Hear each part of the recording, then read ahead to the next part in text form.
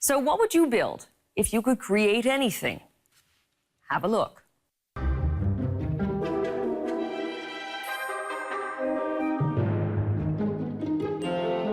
What you're watching is an ear being printed. Layer upon layer, tiny droplets are deposited, building up the structure. So this is someone's ear. This would be printed to be someone's ear. Oh my goodness.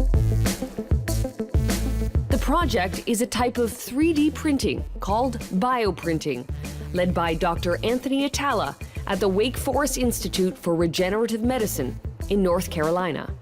Same technology you have at your very own home, but instead of printing sheets of paper with ink, you're actually printing tissues with cells. The premise is simple. Send a scanned image of a body part to the printer, and the machine starts building. Ears, noses, fingers. Dr. Atala's goal is to transplant the parts directly into patients. So we're actually testing a lot of these structures right now experimentally. The way it works is the cells are able to anchor onto the scaffold. They start making new tissue, and as that starts to happen, this scaffold goes away. An ear takes between 4 to 6 hours to make, printed with what's called bio-ink, a mixture of biodegradable gel and actual human cells.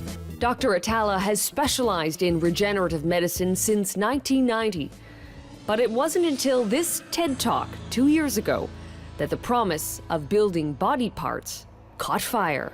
90% of the patients on the transplant list are actually waiting for a kidney. You can actually see the printer back here, and that's been printing this kidney structure that you see here. Here it is. You can actually see that kidney as it was printed earlier today. While implanting kidneys like this is still at least a decade away, it holds the potential to revolutionize organ transplants. Well, up until just recently, the way that we made these tissues was to actually create them by hand, one by one. When you start thinking about getting these technologies to many patients and creating thousands of these organs at the same time, you need to automate the process, and that's where bioprinting comes in. Meaning you can make thousands of kidneys. You could make thousands of organs. You know, you just pick the organ you want to make, then you allow the printer to do them over and over again.